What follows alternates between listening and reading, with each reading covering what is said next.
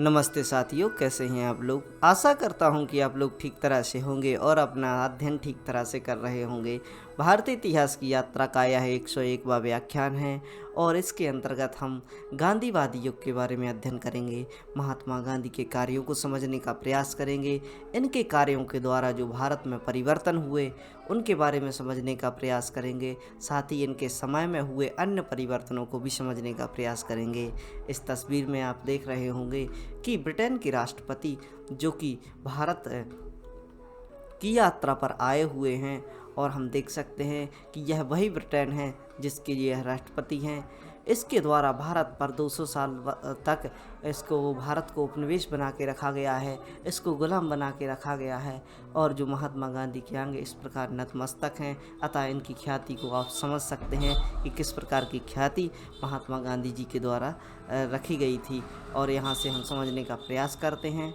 और आगे हम देख सकते हैं कि बोरिस जॉनसन साहब जब यहाँ पर आते हैं भारत की यात्रा में तो गुजरात क्षेत्र का इनके द्वारा दौरा किया जाता है और यहाँ पर हम देख सकते हैं कि इनकी तस्वीर में यहाँ पर इनको बुक्स भी भेंट की जाती हैं और इनसे पहले प्रधानमंत्री बने हैं जिन्होंने कि भारत आकर चरखा चलाया है, जो कि ब्रिटेन के क्षेत्र से आते हैं। और हम देख सकते हैं आगे इसके बारे में गांधीवादी युग के बारे में हम समझें तो महात्मा गांधी से संबंधित जानकारियों को हमने एकत्रित किया है। इसमें प्रमुख जानकारियों को हमने साझा किया है जो कि परीक्षाओं में पूछ ली जाती हैं।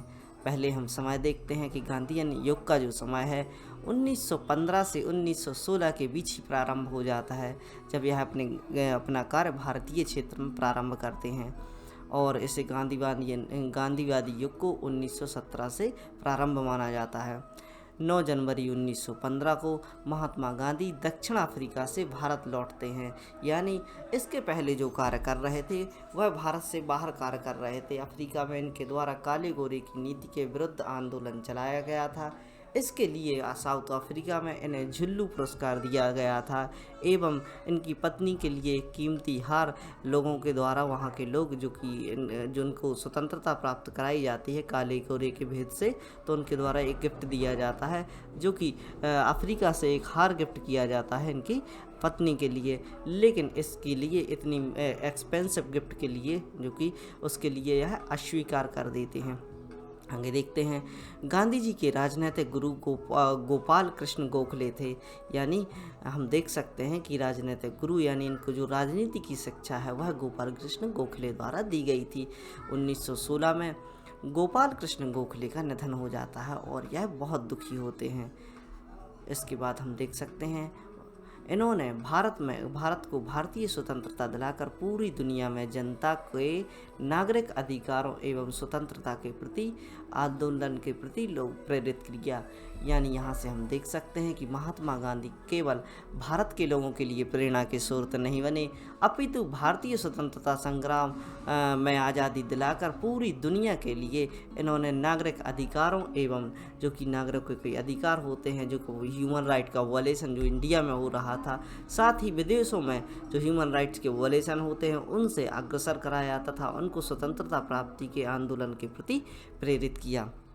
आगे देखते हैं 1917 में चंपारण बिहार जिले में किसानों के अत्याचार से बचने के लिए राम कुमार शुक्ल के द्वारा किसानों को अंग्रेजों के अत्याचार से बचाने के लिए राम कुमार शुक्ल के द्वारा महात्मा गांधी को आमंत्रित किया जाता है। इनके कार्यक्षेत्र क्षेत्र को हम यहाँ से समझ सकते हैं कि जैसे ही महात्मा गांधी की जो ख्याति है वह बढ़ने लगती है। 1917 में जो बिहार के चंपारण में जो आंदोलन चल रहा था जो कि नील की खेती से संबंधित था, इसमें अध्यक्षता करने के लिए महात्मा गांधी को आमंत्रित किया जाता है और वह किया जाता है राम कुमार शुक्ल के द्वारा। और हम समझ सकते हैं क्योंकि वहाँ अंग्रेज किसानों को अपनी 15% नील की खेती करनी होती थी। यानी हम देख सकते हैं जो भी यहाँ पर उसकी जो किसान होते थे उनकी जो ज़मीन होती थी उसको उनको एक तरह से जबरन अपनी जितनी भी खेती थी उस खेती में 15% भाग पर नील की खेती करनी होती थी और नील की खेती से इनको किसी भी प्रकार का लाभ नहीं होता था और जबरन इनसे खेती कराई जाती थी। अतः लोगों का जो विद्रोह है वह निकल कर आया। गांधी जी ने चंपारण जाकर आंदोलन शुरू किया और आंदोलन में सफल हो गए। और इस आंदोलन की सफलता के दौरान रविंद्रनाथ टैगोर ने गांधी जी को महात्मा कहा। इसलिए इस प्रकार हम समझ सकते हैं कि महात्मा गांधी को महात्मा की उपाधि किसके द्वारा दी गई, तो वो रविंद्रनाथ टैगोर के द्वारा दी गई। और किस समय पर दी गई, वह चंपारण सत्याग्रह के समय पर दी गई थी। यहाँ से हम कुछ बातों को समझने का प्रयास करते हैं जो चंपारण से जुड़ी हुई हैं। इसमें हम देख सकते हैं कि महात्मा गांधी जब चंपारण की यात्रा के लिए जा रहे थे, तो जैसे ही चंपारण के स्टेशन पर उतरते हैं, इनकी सादगीपूर्ण जो कि पहनावा होता है उसके कारण अंग्रेज अधिकारी जो इनको गिरफ्तार करने के लिए गए थे, इस विद्रोह को या जो आंदोलन है उसको दबाने के लिए गए थे, वह इनको पहचान नहीं पाते और लोगों की भीड़ के साथ महात्मा गांधी आगे निकल जाते हैं। और बाद में उनके द्वारा पूछा जाता है कि जो यहाँ के जो लीडर आने वाले थे वह लीडर कहाँ हैं, तो लोगों द्वारा बोला जाता है कि वो तो भीड़ के साथ निकल गए, यानी महात्मा गांधी आ चुके हैं। और दूसरी बात यहाँ से हम देख सकते हैं कि महात्मा गांधी की चंपारण से संबंधित एक और बात है, जब इनके द्वारा अपना जो कार्य किया जाता है, बहुत सी भीड़ होती है, फॉलोअर्स होते हैं, जय किसान होते हैं, इनके साथ होते हैं, तो किसान महिलाओं द्वारा जैसे ही हम देखते हैं कि इनके जो भावना होते हैं थोड़ी ममता पूर्ण होती है, और यदि कोई इनके लिए कार्य करता है उसके प्रति संवेदना होती है, तो इसी संवेदना के चलते यहाँ की जो महिलाएं होती हैं इनके लिए वस्त्र उपहार स्वरूप लेकर आती हैं। और जैसे ही वस्त्र लेकर आती हैं तो महात्मा गांधी द्वारा इस बात को भी अस्वीकार कर दिया जाता है। इसके पीछे वह तर्क देते हैं कि यदि मेरे भारत के जो 35 करोड़ भारतीय हैं, उस समय पर भारत की पॉपुलेशन ऐसी 35 करोड़ हुआ करती थी जो इसी प्रकार की स्थिति में रहती थी जिस प्रकार की यह गमछा और जो भी अपने सादगीपूर्ण वस्त्र हैं वह धारण करती थी। इसलिए मैं लोगों से जुड़ने के लिए इस प्रकार के ही वस्त्र पहनता हूँ। यदि आप देना चाहती हैं तो मेरे भाइयों को लिए, जो भारतीय भाई हैं उनके लिए भी इसी प्रकार के वस्त्र उपलब्ध कराइए। अतः इस प्रकार की बातों को हम समझते हुए आगे बढ़ते हैं महात्मा जी के बारे में। खेड़ा सत्याग्रह की बात करते हैं तो खेड़ा जो आंदोलन होता है, यहाँ जो प्रोटेस्ट होता है, उसकी अध्यक्षता भी महात्मा गांधी द्वारा की जाती है। खेड़ा आंदोलन का मुख्य कारण गुजरात में अकाल पड़ने पर अंग्रेजों ने भू राजस्व में वृद्धि कर दी। जैसे ही अकाल पड़ता है तो अकाल में हम देख सकते हैं कि एक और तो जो धनी लोग होते हैं, या फिर हम फैक्ट्रियों की बात करें तो, या फिर सरकार की बात करें तो दोनों ओर घाटे होते हैं। एक तो भारत की जनता वैसे ही दाने दाने के लिए उस समय पर मोहताज थी, क्योंकि बार बार भू राजस्व कर में वृद्धि की जा रही थी। एक और अकाल पड़ जाता है और दूसरी ओर इनसे राजस्व वसूला जाता है, तो कर न अदायगी किए विषय में लोग आंदोलन करना प्रारंभ करते थे। और यहाँ से हम देख सकते हैं कि इस आंदोलन का हिस्सा बनते हैं महात्मा गांधी। यहाँ महात्मा गांधी के द्वारा पहला वास्तविक किसान आंदोलन चलाया गया, और हम देख सकते हैं इस आंदोलन में महात्मा गांधी जी के साथ विठ्ठल भाई पटेल ने दिया था, और यह आंदोलन भी सफल होता है।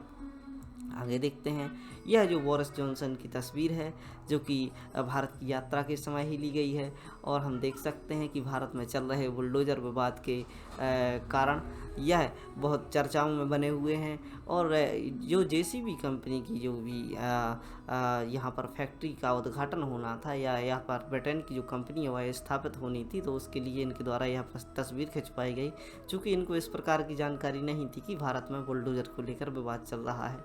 आइए आगे देखते हैं। अहमदाबाद मजदूर मिल आंदोलन 1918। अहमदाबाद मजदूर मिल में भी महात्मा गांधी के द्वारा कार्य किया जाता है। आप डेट याद रखते जाइए, वो बहुत ही महत्वपूर्ण है। 1916, 1917 में चंपारण, 1918 में जो वहाँ पर आंदोलन होता है, और 1917 में जो आंदोलन हमने किया उसके बारे में हम देखते हैं कि यह जो आंदोलन है यहाँ पर खेड़ा सत्याग्रह 1918 की घटना है। और आगे देख सकते हैं कि 1918 की ही यह घटना है अहमदाबाद मजदूर मिल। इसके कारण अहमदाबाद में मिल मजदूरों के मिलने वाले बोनस की कटौती थी। यानी जो अहमदाबाद में जो प्रोटेस्ट हो रहा था उसका प्रमुख कारण था मजदूरों के लिए मिल रहे बोनस में कटौती, यानी बोनस में भी कटौती यहाँ पर की जा रही थी। और महात्मा गांधी के नेतृत्व में यह आंदोलन चलाया गया जो सफल रहा। महात्मा गांधी जी के बारे में कुछ फैक्ट को समझने का प्रयास करते हैं जो कि इनसे संबंधित है, बहुत ही महत्वपूर्ण है। हम देख सकते हैं कि महात्मा गांधी ने अछूतों को हरिजन कहा। हरिजन शब्द जो कि हम देख सकते हैं कि भीमराव अंबेडकर द्वारा जो भी अछूत हैं उनके लिए दलित कहा जाता है, और महात्मा गांधी के द्वारा उन्हीं के लिए हरिजन कहा जाता है। हरिजन का अर्थ होता है हरि के जन, यानी ईश्वर के जन, ईश्वर के व्यक्ति, ईश्वर द्वारा बनाए हुए व्यक्ति हरिजन। आगे देखते हैं, महात्मा गांधी जी ने हरिजन सेवक संघ की स्थापना की। इस संघ के पहले अध्यक्ष घनश्याम प्रसाद बिड़ला हुआ करते थे। और हम आगे देख सकते हैं, महात्मा गांधी जी ने आदिवासियों के लिए वनवासी कहा। आदिवासी शब्द जो कि पूर्व में हम देख सकते हैं सर्वप्रथम इसका प्रयोग ठक्कर बाबा ने किया था, और इस शब्द को परिवर्तित करते हुए महात्मा गांधी आदिवासियों के लिए वनवासी कहते हैं। काश होता कि अब भी इनके लिए वनवासी कहा जाता। कितना अच्छा शब्द है वनवासी। आगे देखते हैं, भीमराव अंबेडकर महार आंदोलन से जुड़े हुए थे। महार आंदोलन की जहाँ भी बात होती है आपको याद रखना है भीमराव अंबेडकर के लिए। भीमराव अंबेडकर विश्वविद्यालय से पीएचडी की थी, यानी यहाँ से हम देख सकते हैं इन्होंने पीएचडी की उपाधि धारण की थी। भीमराव अंबेडकर एकमात्र ऐसे व्यक्ति थे जिन्होंने तीनों गोलमेज सम्मेलनों में भाग लिया था। इन सम्मेलनों में भीमराव अंबेडकर ने दलितों का नेतृत्व किया। 3 राउंड टेबल जो कि भारत से संबंधित हैं, जो कि ब्रिटेन में हुई, उनको याद रखने का प्रयास कीजिए और उनसे संबंधित जानकारियों को आप एकत्रित करते रहिए, क्योंकि इनसे संबंधित बहुत बार प्रश्न पूछ लिए जाते हैं। इसमें प्रमुख बातों को याद रखना है आपको। जो कि गोलमेज द्वितीय था उसमें ही जो कि महात्मा गांधी है वह भाग लेते हैं, और तीनों में भारतीयों की हम देखें तो तीनों में जो कि भीमराव अंबेडकर हुआ करते थे वह एकमात्र प्रथम ऐसे व्यक्ति थे जिनके द्वारा तीनों राउंड टेबल में भाग लिया गया था और दलितों का नेतृत्व किया गया था। आगे देखते हैं, बारदौली सत्याग्रह बहुत ही प्रमुख सत्याग्रह है। यहाँ पर हम देख सकते हैं कि यहाँ से सरदार वल्लभ भाई पटेल के बारे में हम चर्चा करते हैं। इस आंदोलन का नेतृत्व सरदार वल्लभ भाई पटेल ने किया।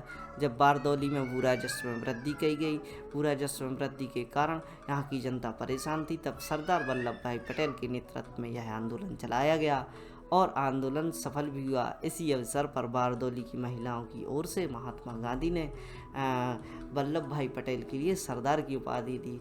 यानी यहाँ से हम देख सकते हैं कि इनको जो सरदार की उपाधि दी गई है वह किसी राजा या प्रशासक के द्वारा नहीं दी गई, यह भारत की जनता के द्वारा इनके लिए दी गई। भारत की जनता का जो इनके लिए प्रेम था, जिस प्रकार इन्होंने आंदोलन में गए लोगों के बीच चर्चा की, और यहाँ पर हम इस तस्वीर के माध्यम से देख सकते हैं कि सरदार वल्लभ भाई पटेल बहुत ही ख्यातिपूर्ण व्यक्ति थे। संपूर्ण भारत के लोग इनके लिए जानते थे। प्रशासकों में इनका उठना बैठना था, साथ ही निचले स्तर के जो भी व्यक्ति होते थे उनके साथ घुले मिले रहते थे, और अपने कठोर निर्णयों के कारण इनके लिए जाना जाता है। और हम देख सकते हैं जैसे ही भारत स्वतंत्र होता है तो स्वतंत्र भारत के पहले जो कि गृह मंत्री हैं वह जो कि सरदार वल्लभ भाई पटेल है, इनके लिए बनाया जाता है। सन 1920 में उत्तर प्रदेश के प्रतापपुर में बाबा रामचंद्र ने अवध के किसान सभा की स्थापना की थी। यह जो फैक्ट है यह भी आपको याद रखनी है। 1920 की घटना, उत्तर प्रदेश प्रतापपुर में बाबा रामचंद्र ने अवध किसान सभा की स्थापना की थी। इसके प्रथम अध्यक्ष स्वामी सहजानंद हुआ करते थे। नारायण गुरु ने मानव जाति के लिए धर्म एक ईश्वर एक जाति का नारा दिया। आगे देखते हैं रॉलेट एक्ट के बारे में। रॉलेट एक्ट की तस्वीर आप देख सकते हैं कि किस प्रकार भारतीय लोगों के लिए प्रताड़ित किया जाता था। जो भी शांतिपूर्ण आंदोलन किया करते थे उनको दबाने के लिए भारत में जो असहयोग आंदोलन करके आए, सभी नए अवज्ञा आंदोलन आए, इस प्रकार के आंदोलनों से व्यक्तियों को निरंतर ही दबाया गया। और हम देख सकते हैं कि इस प्रकार की स्थिति इस समय पर हुआ करती थी। रॉलेट एक्ट के बारे में देखें तो भारत के गवर्नर जनरल चेम्सफोर्ड के समय जो कि 1919 में माउंटेन चेम्सफोर्ड सुधार लाए जाते हैं उसके बारे में हमने अध्ययन किया। और इस समय पर जो गवर्नर जनरल होते हैं वह चेम्सफोर्ड होते हैं के समय अंग्रेज़ों ने एक बिल पास किया। यानी यहाँ से अंग्रेजी संसद द्वारा एक बिल पारित किया जाता है। इस बिल को रॉलेट एक्ट के नाम से जाना जाता है। यह बिना दलील बिना अपील वाला कानून था और इसमें हम देख सकते थे ना तो इसमें गिरफ्तारी के बाद किसी भी प्रकार की दलील होती थी और ना ही किसी प्रकार की अपील होती थी। उसको असमय के लिए बंदी बना लिया जाता था। इस बिल के अनुसार किसी भी भारतीय को बिना मुकदमा चलाए अनिश्चित काल के लिए जेल में डाल दिया जाता था। इस एक्ट का भारत में घोर विरोध हुआ और हम देख सकते हैं इस विरोध के दौरान 2 सिख नेता सत्यपाल एवं सैफुद्दीन किचलू को गिरफ्तार कर लिया जाता है। इन्हीं की गिरफ्तारी के लिए आंदोलन अमृतसर में जो कि किया जाता है जलियांवाला में। तो यहाँ पर जलियांवाला बाग की हत्याकांड जो यहाँ से प्रचलित है, जब लगभग 103 वर्ष पहले यह आंदोलन किया गया था। इसकी 103वीं वर्षगांठ हमने अभी मनाई है और जो यह इन्हीं 2 नेताओं के को छुड़ाने के लिए किया जा रहा था, जो कि शांतिपूर्ण तरीके से किया जा रहा था और अंग्रेज़ों के द्वारा बर्बरतापूर्ण गोलीबारी इन पर की जाती है। इस जो भी यहाँ पर मैसेकर होता है, इस मैसेकर के बाद अंग्रेज़ों के प्रति भारतीयों की नीति बिल्कुल बदल जाती है। और आगे हम देख सकते हैं खिलाफत आंदोलन को आप इस स्लाइड के माध्यम से समझने का प्रयास कीजिए। चूँकि खिलाफत आंदोलन के बारे में हमने पहले ही चर्चा की है, इससे आपका रिवीजन हो जाएगा। नेतृत्व के बारे में हम बात करें तो खिलाफत आंदोलन का नेतृत्व मोहम्मद अली और शौकत अली के द्वारा किया गया। इनका साथ महात्मा गांधी ने दिया, साथ ही अब्दुल कलाम आज़ाद भी इनमें शामिल थे। किसके विरुद्ध था? ब्रिटेन में तुर्की विरोधी नीतियों के विरुद्ध यह खिलाफत आंदोलन चलाया गया। यानी जो ब्रिटेन की जो तुर्की के प्रति जो नीतियां थी, प्रथम विश्व युद्ध यहाँ से हुआ था 1919 में। जैसे ही विजय प्राप्त होती है और अपनी नीतियों को परिवर्तित करते हुए वह जो कि खलीफा का पद होता है उसको लेकर यहाँ पर विवाद करने लगते हैं। चूँकि खलीफा का पद सर्वोच्च पद माना जाता है किसी भी मुस्लिम देश के लिए और इस पद को समाप्त करने की बात जैसे ही होती है तो यहाँ पर जो विद्रोह उत्पन्न हो जाते हैं। इसके विद्रोह के कारण समझने का प्रयास करें कि ब्रिटेन द्वारा तुर्की के खलीफा पद को समाप्त किया जाना। परिणाम की बात करें तो परिणाम यहाँ से जो निकल कर आते हैं पूरी तरह सफलता नहीं मिली। वर्ष 1924 में कमाल पाशा की सरकार आती है, वह खलीफा पद को पूरी तरह से समाप्त कर देते हैं और इसके चलते ही जैसे ही कमाल पाशा द्वारा खलीफा पद को समाप्त किया जाता है, इसके समाप्त करते ही जो भी यहाँ पर विवाद चल रहा था, जो खिलाफत आंदोलन चल रहा था, वह स्वतः ही समाप्त हो जाता है। आगे देखते हैं हम इसके बारे में कि हिंदू मुस्लिम एकता को बल मिला। यानी यहाँ से हम देख सकते हैं कि जैसे ही हिंदुओं से निकलकर महात्मा गांधी इनका साथ देते हैं और हिंदुओं से खिलाफत आंदोलन के लिए कार्य करने के लिए याद करते हैं तो हिंदू मुस्लिम एकता में वृद्धि होती है। 1919 के समय जो समय होता है हिंदू और मुस्लिम में एकता की बात यहाँ से निकल कर आती है। खिलाफत आंदोलन तुर्की के खलीफे के पद को लेकर शुरू हुआ था। इस आंदोलन में गांधी जी विशेष अतिथि के रूप में बुलाया गया। उसी समय महात्मा गांधी ने असहयोग आंदोलन शुरू करने की सलाह दी थी। यानी खिलाफत आंदोलन के लिए इनको बुलाया गया और बोला गया कि किस प्रकार के विरोध हम यहाँ से निकल कर लाएँ ताकि हम इस पद की सुरक्षा कर सकें। और महात्मा गांधी के द्वारा अपने जो हथियार थे उनमें से एक हथियार निकाल के दिया गया कि इस हथियार का आप प्रयोग कर सकते हैं, जो कि था असहयोग आंदोलन। आप किसी भी जो भी सरकार चल रही है उसका सहयोग ही मत कीजिए और जैसे ही आप सहयोग करना बंद कर देते हैं तो सरकार अपने घुटनों पर आ जाएगी।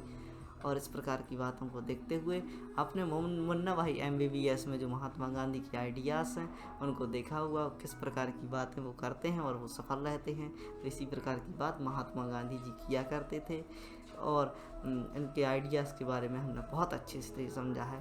तब इसका जो समय होता है जब असहयोग आंदोलन की बात करते हैं तो 4 जून 1920 को इलाहाबाद में खिलाफत कमेटी ने गांधी जी की सलाह को स्वीकार किया और इस आंदोलन का नेतृत्व गांधी जी को सौंपा गया। कमाल पाशा के खलीफा बनते ही खिलाफत आंदोलन समाप्त हो जाता है। खिलाफत कमेटी की भारत में स्थापना शौकत अली एवं मोहम्मद अली द्वारा की जाती है। इस कमेटी के सदस्य अबुल कलाम के लिए भी बनाया जाता है। आगे देखते हैं। असहयोग आंदोलन की बात करें तो असहयोग ये जो इनके आंदोलन है, असहयोग आंदोलन का कहलाया। सविनय अवज्ञा आंदोलन है। सविनय अवज्ञा आंदोलन का आप तात्पर्य समझते ही कि विनय पूर्वक किसी की आज्ञा का पालन ना करना। यदि कोई आपसे कोई जबरन कार्य करवाने की कोशिश कर रहा है, आपको समझ में आता है कि यह कार्य जो आपको नहीं करना है, तो आप उसको मतलब विरोध के तौर पर मत कीजिए, उसको मना मत कीजिए, आप वहाँ से निकल आइए। सीधी सी बात है। उसका आप जैसे ही सहयोग करना बंद कर देते हैं तो उसे असहयोग आंदोलन और विनय पूर्वक किसी भी कार्य की मनाही करना सविनय अवज्ञा आंदोलन। आज की डेट में भी यह बहुत कारगर हथियार है। किसी भी वायलेंस के बिना, किसी भी विरोध के बिना इस प्रकार के आंदोलनों को किया जा सकता है। सन 1920 में कांग्रेस का विशेष अधिवेशन कलकत्ता में होता है। 1920 के कलकत्ता अधिवेशन से हम समझते हैं कि जिसमें गांधी जी असहयोग आंदोलन का प्रस्ताव रखते हैं। तब कांग्रेस ने नियमित नागपुर कांग्रेस अधिवेशन में इस प्रकार के प्रस्ताव को पास किया। यानी कलकत्ता के अधिवेशन में जो असहयोग आंदोलन की बात चली और नियमित रूप से आगे किए जाने वाले आंदोलन में, जिसमें हम देख सकते हैं कि नागपुर में जो कांग्रेस का अधिवेशन होता है, इसमें प्रस्ताव को पास भी कर लिया जाता है और 1 अगस्त 1920 की डेट रखी जाती है असहयोग आंदोलन को शुरू करने की। और यहाँ से हम देख सकते हैं जिस दिन आंदोलन शुरू हुआ उसी दिन लोकमान्य तिलक की मृत्यु हो जाती है। भारत को एक बहुत बड़ी क्षति, बहुत ही प्रसिद्ध नेता जिनकी मृत्यु हो जाती है, फिर भी इस आंदोलन को आगे बढ़ाया जाता है। यह आंदोलन इतना ज़्यादा व्यापक हो गया कि महात्मा गांधी के चर्चे देश विदेशों में हो गए। जैसे ही इन्होंने अपना जो आंदोलन है असहयोग आंदोलन, यानी विदेशियों का सहयोग ना करना, किसी भी प्रकार का क्षेत्र हो, स्कूल हो, कॉलेज हो, सब जगह से अपना सहयोग खींच लीजिए। क्योंकि हम देख सकते हैं कि कुछ थोड़ी सी मात्रा में जो अंग्रेज हुआ करते हैं, इस प्रकार की नीति कभी नहीं अपनाई गई थी। जब भी शासक हुआ करते थे, उनके द्वारा छोटे छोटे स्तर पर लड़ाइयाँ लड़ी गई और हारते गए। लेकिन यहाँ से इन्होंने जनमानस को एकत्रित किया और एकत्रित करके सहयोग आंदोलन चलाते हैं और उनका सहयोग नहीं करते। इस प्रकार ये आइडिया कहाँ से निकल कर आए और यहाँ से हम देख सकते हैं कि इनका सहयोग ना होने के कारण ब्रिटिश सरकार सख्ती में आ जाती है और इन आंदोलनों की चर्चा देश सहित विदेशों में भी होने लगती है और यह आंदोलन अपनी चरम सीमा पर पहुंच जाता है। उसी समय 5 फरवरी 1922 को उत्तर प्रदेश के गोरखपुर जिले में चोरा चोरी नामक घटना होता थी। कि यह जो घटना है इसी घटना के कारण यहाँ से यह जो असहयोग आंदोलन है उसे समाप्त करना पड़ता है। चूँकि महात्मा गांधी द्वारा कमिटमेंट किया गया था कि आप किसी भी प्रकार की हिंसा नहीं करेंगे, लेकिन जो अंग्रेज हुआ करते थे बहुत ही निचले स्तर की राजनीति किया करते थे। जैसे ही यह शांतिपूर्ण आंदोलन करने के लिए जाते हैं, लोग असहयोग आंदोलन में अपना हिस्सा लेते हैं, तो उनके द्वारा इन पर लाठियाँ बरसाई जाती हैं और इन लाठियों के प्रसार से जैसे ही इन पर लाठियाँ बरसाई जाती हैं तो जनता जो भीड़ होती है वह हिंसक रूप ले लेती है। और चोरा चोरी नामक एक गांव होता है जो कि गोरखपुर ज़िले में मौजूद है। यहाँ पर एक हिंसक भीड़ ने पुलिस थाने का घेराव कर लिया जाता है और उसमें आग लगा दी जाती है, जिसमें हम देखते हैं कि 21 सिपाही जो कि थाने में मौजूद हुआ करते थे वह जलकर मारे जाते हैं। इस घटना से निराश होकर महात्मा गांधी ने असहयोग आंदोलन को वापस ले लिया। चूँकि इसके पीछे एक तर्क है, जैसे अगर यह जो आंदोलन है वह वापस नहीं लिया जाता तो जो कि ब्रिटिश सरकार है वह ऐसे आदेश देती जिस पर बर्बरतापूर्वक जहाँ भी यह आंदोलन चल रहे थे उन पर हिंसात्मक कार्रवाई की जाती, उनको सजाएं भी सुनाई जा सकती थी। इस प्रकार के कानून पारित किए जा सकते थे कि लोगों को प्रताड़ित किया जा सकता था। अतः तमाम आलोचनाओं को सहन करते हुए अपना जो भी इसका कारण था आंदोलन को बंद करने का अपने सिर पर ले लेते हैं और तमाम आलोचनाओं को सहते हुए यह अपना जो आंदोलन है वापस लेकर इस प्रकार की हिंसा से लोगों को बचा लेते हैं। लोग हमेशा ही जो कि कुछ इनके डिसीजन रहे उनको गलत ठहराते हैं, लेकिन इसके पीछे की जो बातें हैं उनको समझते नहीं हैं। केवल इन बातों को समझना चाहिए कि क्यों जो व्यक्ति किसी भी चीज़ को स्टार्ट कर रहा था, जो प्रारंभ कर रहा था, वह क्यों चाहेगा किसी भी चीज़ को बंद करना। और यहाँ से हम देख सकते हैं कि जब उनको समझ में आता था कि कोई अपने यहाँ पर भी कोई बड़ा व्यक्ति होता है, कोई बुजुर्ग होता है, उसकी नीतियों से हम नाखुश होते हैं, लेकिन उसके पीछे जो कारण रहते हैं जिनको समझने की हम कोशिश नहीं करते, वह हमारे बचाव के लिए होते हैं। यदि हमें किसी भी चीज़ के लिए मनाही की जाती है, किसी भी बड़े वाहन को चलाने के लिए या किसी भी चीज़ के लिए, तो वो हमारी सेफ्टी के लिए, हमारी सुरक्षा के लिए है। यदि आपके जो गार्जियन हैं वो आपको मोबाइल चलाने के लिए कहते हैं कि आप ज़्यादा मोबाइल मत चलाइए, तो आपको उनसे चिढ़ने की आवश्यकता नहीं है, क्योंकि आप समझिए टोकता वही है जिसको आपकी केयर होती है, आपकी चिंता होती है। और बाकी जो आपको बिगाड़ना चाहते हैं वो कभी आपको नहीं टोकेंगे, उल्टा आपको प्रोत्साहित करेंगे कि आप इस प्रकार के कार्य कीजिए। आगे देखते हैं, स्वराज्य पार्टी के बारे में समझने का प्रयास करते हैं। स्वराज्य पार्टी 1923 की घटना है, असहयोग आंदोलन के स्थगत।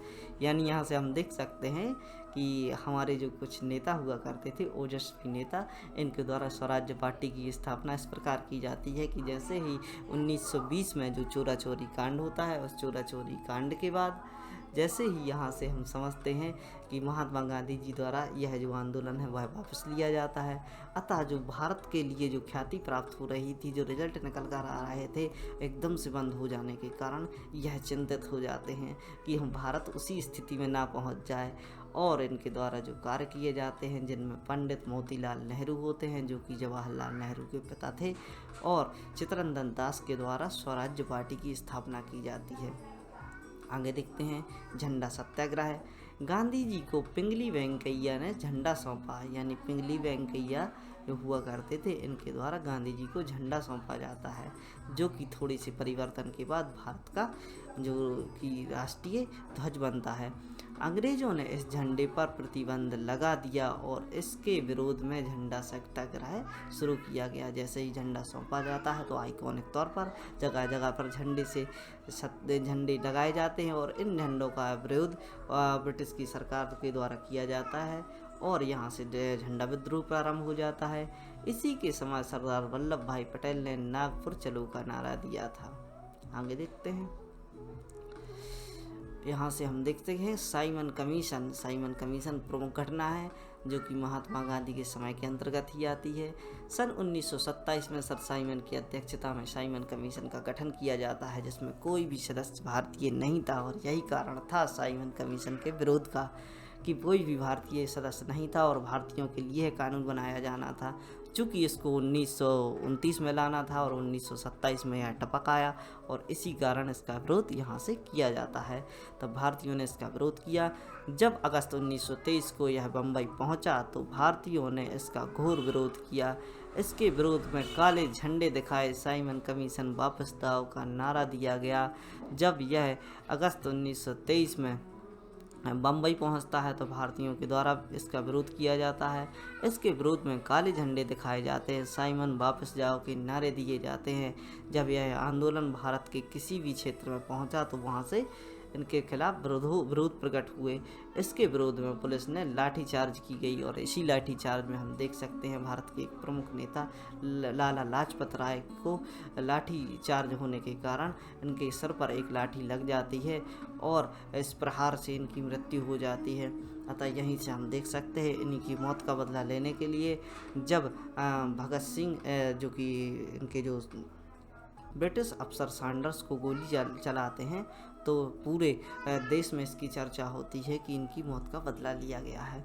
और आगे देख सकते हैं नेहरू रिपोर्ट। नेहरू रिपोर्ट के बारे में आप याद रखिए 1928 में जो कि पेश की गई थी। 1929 में भारत सचिव वैकेंड हेड ने कांग्रेस को चुनौती दी कि वह ऐसा संविधान बनाकर दिखाएं जो सारे दलों को स्वीकार करे और इसके लिए 1928 में डॉक्टर अंसारी के नेतृत्व में दिल्ली में एक सर्वदलीय सम्मेलन होता है और इसमें हम देखते हैं क्योंकि नेहरू रिपोर्ट एक बहुत ही इंटरेस्टिंग टॉपिक है, इस पर आप समझने का प्रयास कीजिए कि जो भारत सचिव हुआ करते थे कि और उनके द्वारा बोला गया कि आप बार बार बोलते हो भारतीयों के लिए संविधान बनाइए आप अपना संविधान, हम आपको परमिशन देते हैं। और ऐसा संविधान बना के लाना जो सारे दलों द्वारा जिसको स्वीकार्यता दी जाए, यानी आप खुद में ही लड़ते रहते हैं, आप इस प्रकार का संविधान बनाइए कि जो सब दल इसको स्वीकार करें और हम उसको एक्सेप्ट करेंगे।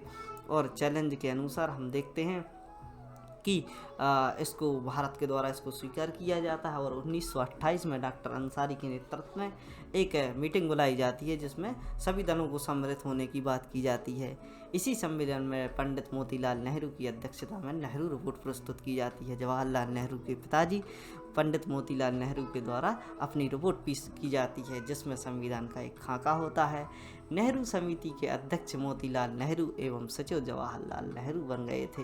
यानी यहाँ से हम देख सकते हैं कि दोनों ही कंडीशन में या तो पिता या तो पुत्र दोनों में से किसी एक के लिए प्रधानमंत्री स्टार्टिंग से ही बनना था। और यहाँ से हम देख सकते हैं इस रिपोर्ट में अधिराज्य की मांग की गई थी। यानी यहाँ पर हम देख सकते हैं कि यह पूर्ण रूप से स्वतंत्रता की बात नहीं कर रहे थे और यहाँ से सुभाष चंद्र बोस जी द्वारा इसका विरोध किया जाता है। चूँकि सुभाष चंद्र बोस एवं जवाहरलाल नेहरू भारत को पूर्ण राज्य का दर्जा दिलाना चाहते थे जब यह अपने पिता के साथ होते हैं, चूँकि यहाँ सचिव के रूप में जवाहरलाल नेहरू बने थे और मोतीलाल नेहरू होते हैं, तो पिता व पुत्र के बीच डिबेट होता है। इसमें ये इनके द्वारा अधिराज्य जो नेहरू रिपोर्ट पेश की जाती है वह की जाती है मोतीलाल नेहरू के द्वारा और इनके द्वारा इस पर डिबेट किया जाता है। चूँकि यह पूर्ण स्वराज्य की बात कर रहे थे और मोतीलाल नेहरू ने अपनी रिपोर्ट में अधिराज्य की मांग की जाती है। यानी जो रिपोर्ट प्रस्तुत होनी थी उसमें जो अध्यक्ष व सचिव के बीच ही डिबेट हो जाता है। यानी जो कि यहाँ पर हम देख सकते हैं इनके द्वारा कहा गया था कि सर्वदलीय सम्मेलन में आप जो भी दलों के लिए बुलाया गया था कि आप एक मत स्थापित कीजिए। चूँकि इनके दोनों सदस्यों के द्वारा ही यहाँ पर डिबेट हो जाता है और सुभाष चंद्र बोस जी जवाहरलाल नेहरू भारत के पूर्ण राज्य की मांग करते हैं, तो यहाँ से यह डिबेट निकल कर आता है। तब अधिराज्य की मांग को लेकर सुभाष चंद्र बोस ने इस्तीफा दे दिया। यानी यहाँ पर जो सदस्य हुआ करते थे सुभाष चंद्र बोस जी इससे इस्तीफा दे देते हैं और अलग भारतीय स्वराज्य दल का गठन करते हैं जो कि भारत को पूर्ण राज्य के लिए कार्य करने वाला था। नेहरू रिपोर्ट के विरोध में मोहम्मद अली जिन्ना ने 14 सूत्रीय मांगे प्रस्तुत की। यहीं से हम देख सकते हैं कि इनको भी कूदना था, तो यहाँ से यह निकल कर आ गए मोहम्मद अली जिन्ना जो कि अपनी 14 सूत्रीय मांगों को लेकर आते हैं कि आप जब संविधान बन ही रहा है तो यह मांगे भी पूरी होनी चाहिए। महात्मा गांधी जी ने मोहम्मद अली जिन्ना के लिए कायदे आजम की उपाधि यहीं से दी। और आगे हम देख सकते हैं सविनय अवज्ञा आंदोलन, यानी सविनय पूर्वक आज्ञा का पालन न करना। सविनय अवज्ञा आंदोलन का प्रमुख कारण समुद्र से समुद्री जल में से नमक बनाकर अंग्रेज़ों की अवज्ञा करना। चूँकि अंग्रेज़ों के द्वारा जिनका एक टैक्सेशन सिस्टम था बहुत ही तगड़ा हुआ करता था, या मतलब पैसा लेने के लिए कोई भी क्षेत्र नहीं छोड़ के रखा था इनके द्वारा, जो कि नमक एक बेसिक ज़रूरत है जिसके साथ हम देख सकते हैं भारत की गरीब जनसंख्या होती है, कहीं कहीं ऐसी स्थिति होती है जो प्याज और नमक के साथ रोटियां भी खाया करते हैं। तो यहाँ पर हम देख सकते हैं जो बेसिक ज़रूरत होती है वह नमक पर भी वह टैक्स लिया करते थे चूँकि इनकी अवज्ञा करने के लिए। यानी यदि हम देख सकते हैं कि यदि आपको डांट से बचना है, यदि आप कोई छोटी सी चीज़ उदाहरण के तौर पर यदि आप मंदिर जाकर फूल को चोरी करते हैं तो आप पर उतनी बड़ी कार्रवाई नहीं की जाएगी, लेकिन इनके द्वारा नमक कानून तोड़े जाने पर भी इनके द्वारा कार्रवाइयाँ की गईं।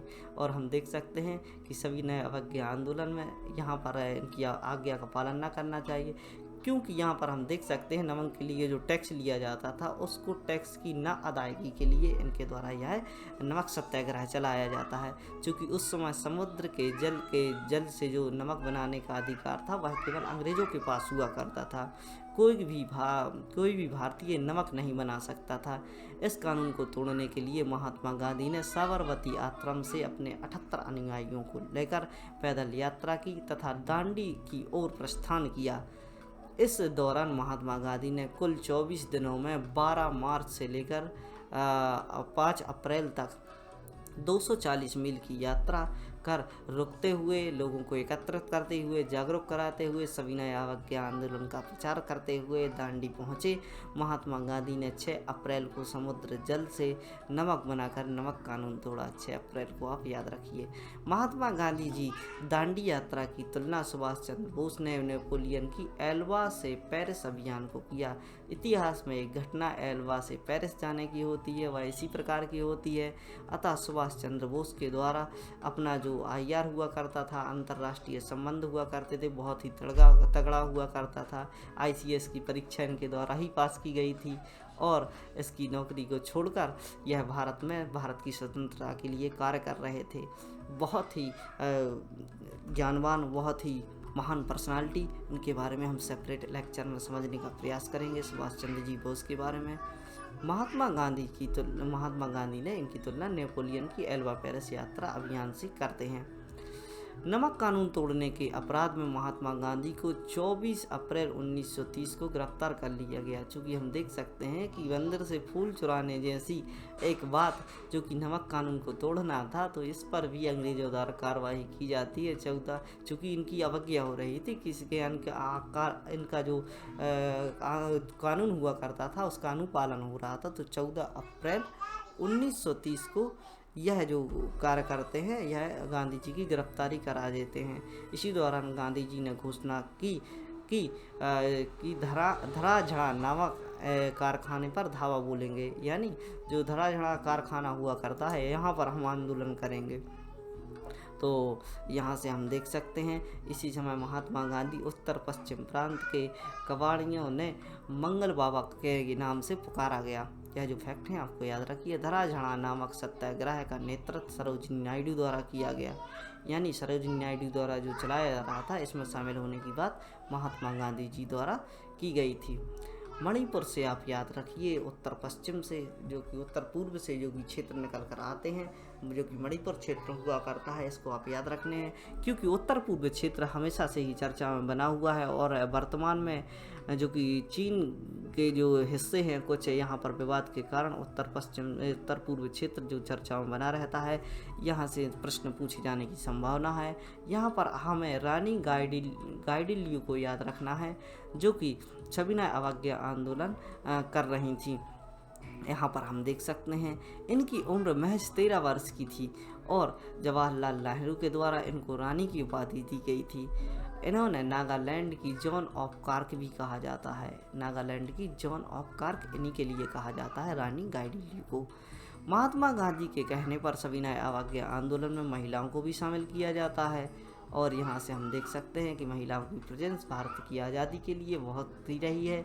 महात्मा गांधी के समय संपूर्ण वर्ग यानी इनके द्वारा सोचा गया कि जो 50% पॉपुलेशन वो तो महिलाओं की है, तो इनको अछूता क्यों छोड़ा जाए, इनको बाहर क्यों रखा जाए, इनको भी अंदर ले लो। और इसी आंदोलन के दौरान बच्चों ने बानर सेना व लड़कियों ने मंजरी सेना का गठन किया। जो भी बच्चे हुआ करते थे उनको भी साथ में लेकर चला गया। बच्चों ने अपनी बानर सेना बनाई, लड़कियों ने अपनी मंजरी सेना बनाई और इसके माध्यम से आंदोलन में हिस्सा लिया। इस आंदोलन को लोकप्रिय बनाने के लिए जादुई लालटेन का प्रयोग किया गया था। जादुई लालटेन का भी प्रयोग किया गया था। आइए गोलमेज सम्मेलनों के बारे में कुछ जानकारी प्राप्त करते हैं, चूँकि यहाँ से प्रश्न पूछ लिए जाते हैं। जो भी गांधीयन युग के माध्यम से हम इसकी चर्चा करते हैं, क्योंकि गांधीयन युग में इनके बारे में चर्चा की जाती थी। तो गोलमेज सम्मेलन में हम देखते हैं फर्स्ट राउंड टेबल यानी प्रथम गोल सम्मेलन। इसमें हमें याद रखना चाहिए कि प्रथम गोल सम्मेलन लंदन के जेम्स पैलेस भवन में होता है। इस सम्मेलन को कांग्रेस की ओर से किसी ने भाग नहीं लिया और इस सम्मेलन में 76 भारतीयों ने भाग लिया था, जिनमें हमारे डॉक्टर भीमराव अंबेडकर भी हुआ करते थे। गोल राउंड टेबल के बारे में आप ज़्यादा दिमाग मत लगाइए, यह केवल किसी पैलेस में जो कि आमने सामने की बात करने के लिए गोल मेज को रखा जाता था और गोल मेज में यहाँ पर जो चेयर है वह रखी जाती थी और इसी के कारण इसे गोलमेज सम्मेलन का नाम दिया गया था। प्रथम गोलमेज सम्मेलन लंदन का जेम्स पैलेस में हुआ। इस सम्मेलन में कांग्रेस की ओर से किसी के द्वारा भाग नहीं लिया जाता, 76 भारतीयों के द्वारा इसमें भाग लिया जाता है। 76 भारतीयों के नाम आपके लिए उतने आवश्यक नहीं हैं और आप आगे देखिए, जिसमें हिंदू सभा की ओर से BS मुंजे, दलितों की ओर से KT पाल ने भाग लिया। इस सम्मेलन में बीकानेर के गंगा सह ने भाग लिया, जो कि chamber of princess of India के अध्यक्ष थे।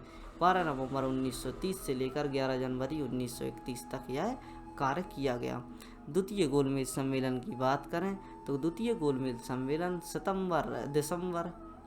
सितंबर 1931 से 1935 तक इस सम्मेलन में कांग्रेस की ओर से एकमात्र प्रतिनिधि महात्मा गांधी ने भाग लिया। यानी 1931 का समय आपको याद रखना है कि जब द्वितीय गोलमेज सम्मेलन होता है तो यह पहला ऐसा सम्मेलन था तीनों गोलमेज सम्मेलन में जिसमें महात्मा गांधी कांग्रेस की ओर से, पहले में तो कांग्रेस गई नहीं थी, दूसरे में जब कांग्रेस की ओर से महात्मा गांधी द्वारा यहाँ पर भाग लिया जाता है। और इसी अवसर पर विंस्टन चर्चिल, जो कि ब्रिटिश सरकार के प्रधानमंत्री हुआ करते थे, इनके द्वारा महात्मा गांधी की आलोचना की जाती है। उनके द्वारा कहा जाता है कि वह विद्रोही फकीर यानी गांधी जी के बराबर का दर्जा देकर बात करते हैं, यानी इनके लिए देशद्रोही फकीर की संज्ञा इनके लिए दी जाती है, चूँकि इनके वस्त्रों को लेकर इनके द्वारा कमेंट किया जाता है। भारत आकर गांधी जी ने लॉर्ड वेलिंगटन से मुलाकात करनी चाहिए, लेकिन उन्हें मिलने से इनकार कर दिया गया और गांधी जी इरविन समझौता भी दफन हो गया तथा क्रुद्ध होकर महात्मा गांधी ने द्वितीय सविनय अवज्ञा आंदोलन शुरू करने की घोषणा कर दी। यानी अब हम फिर से सविनय अवज्ञा आंदोलन प्रारंभ करेंगे। तृतीय गोलमेज सम्मेलन की बात करें तो दिसंबर 1932 से 1935 तक यह चला। इस सम्मेलन में वायसराय के कहने पर सरोजिनी नायडू तथा मदन मोहन मालवीय ने अपने खर्चे से गोलमेज सम्मेलन में भाग लिया।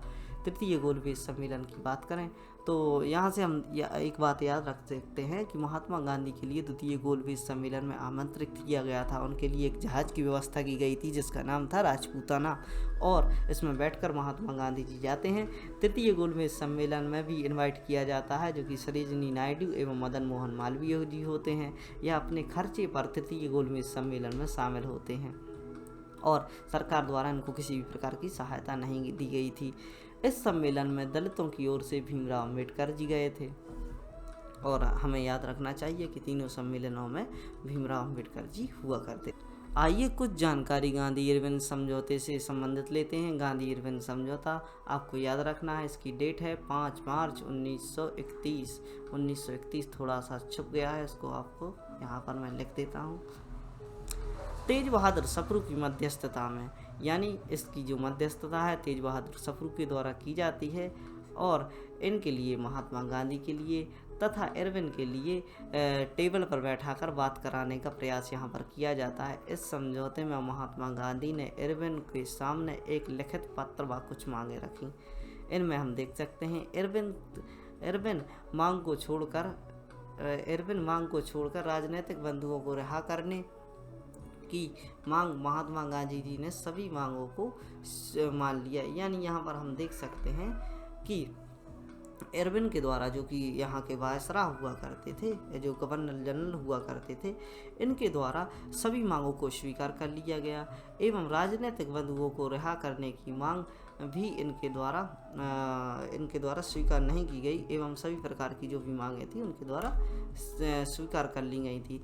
तब दोनों के बीच हुए समझौते को गांधी इरविन समझौते के नाम से जाना जाता है। इसी समझौते के द्वारा सविनय अवज्ञा आंदोलन समाप्त हो जाता है। सविनय अवज्ञा आंदोलन में जो भी चर्चाएं इनके द्वारा की जा रही थी, जो जिस कार्यों के चलते इसको प्रारंभ किया गया था, अतः इसको समाप्त करने के लिए इरविन की जो समझाइश होती है वो महात्मा गांधी के सामने रखी जाती है और इनकी पूर्ति होते देख गांधी इरविन समझौता समाप्त कर दिया जाता है और यहाँ से गांधी इरविन समझौते के माध्यम से सविनय अवज्ञा आंदोलन को समाप्त कर दिया जाता है। इससे जो गांधी इरविन समझौता था इसकी थोड़ी सी आलोचना इस प्रकार भी होती है, क्योंकि इस समय पर भी जो कि हमारे यहाँ के 3 क्रांतिकारी हुआ करते थे, जिनके प्रमुख जो कि भगत सिंह हुआ करते थे, इन तीनों की फांसी को लेकर इसमें कोई भी समाधान नहीं निकाला गया, अतः इस पर भी चर्चाएं बनी रहती हैं। चूँकि हम देख सकते हैं यह कोई पदाधिकारी नहीं थे, केवल एक प्रोटेस्ट के माध्यम से अपना कार्य कर रहे थे। और दो मुद्दे जो हम यहाँ से निकल कर आते हैं कि एक तो गोली का आरोप लगाया जाता है, और दूसरा जो आरोप लगाया जाता है इनके ऊपर, जो पार्लियामेंट में बम फेंके जाने जैसी घटनाओं पर इनको फांसी की सज़ा दी जाती है। और इसके अलावा एक बात और देखें तो बातों में एक बात और निकल कर आती है, जो कि ब्रिटिश सरकार है उसके द्वारा कहा गया कि यदि वह ब्रिटिश सरकार से इन सब कृत्यों की माफ़ी मांग लेते हैं तो उनकी सज़ा, जो कि फांसी की सज़ा है, वह हटा दी जाएगी। लेकिन जब भगत सिंह से इस बारे में पूछा जाता है तो इनके द्वारा किसी भी प्रकार के माफ़ीनामे पर हस्ताक्षर नहीं किए जाते हैं, जो कि अपने जो भी कार्य थे उसके लिए अड़ग रहते हैं। और इस महान पर्सनालिटी के द्वारा, जो कि भगत सिंह होते हैं, उनके द्वारा खुशी खुशी फांसी को स्वीकार किया जाता है, लेकिन झुकना मंजूर नहीं था। और फांसी को चूमते हुए, मुस्कुराते हुए अपने गले से मौत को लगाते हैं और भारत माता की जय बोलते हुए। और इनके बारे में एक जो कविता है, हंसकर झूल गया फांसी पर भगत सिंह मस्ताना था, ऐसे पहले व्यक्ति जिनकी मौत बहुत यादगार बन गई। चूँकि इनके बारे में हम सेपरेट लेक्चर में अध्ययन करेंगे। और इसी के साथ ही आज का व्याख्यान समाप्त करते हैं। आशा करता हूं कि गांधी जी से संबंधित जो भी जानकारियां हैं, जो भी आपके दिमाग में प्रश्न उठते हैं, कुछ डिबेट होते हैं, उनको आप क्लियर कर चुके होंगे। इसी प्रकार की जानकारी के लिए बने रहे study right by Mani Pandey channel से, और ज़्यादा से ज़्यादा बच्चों तक इस जानकारी को पहुँचाने का प्रयास कीजिए, क्योंकि इस प्रकार का विस्तृत अध्ययन यूट्यूब की दुनिया में आपको कहीं नहीं मिलेगा। आपको कुछ जानकारियाँ ऐसी दी जाएंगी कि आपको केवल इस समय के लिए जानकारियाँ दी जाती हैं, ताकि उनका आप कोई पेड कोर्स ना खरीद लें, और पेड कोर्स खरीदने के बाद उनकी जिम्मेदारियाँ ख़त्म हो जाती हैं। यह बिल्कुल फ्री है और स्टडी राइट का कमिटमेंट है, ना तो इसके लिए कभी पैसा मैंने लेने की सोची है और ना भी आगे सोचूंगा। आपको निरंतर ये जो भी शिक्षा है, जो इसका जो मोटो है कि study right by Mani Pandey, free education all human being, यानी प्रत्येक भारतीय नागरिक के लिए, भारतीयों के लिए शिक्षा को पहुंचाना मेरा उद्देश्य है, चाहे वो कहीं तक भी पूरा हो। लेकिन मैं यह प्रयास निरंतर अपनी लाइफ में जो भी घटनाएं हैं उनमें मैं करता रहूँगा। तो इसी प्रकार पढ़ते रहिए, खुश रहिए। जय हिंद, भारत माता की जय। और लेक्चर अगर आपने पूरा सुना हो तो आपको बहुत बहुत धन्यवाद।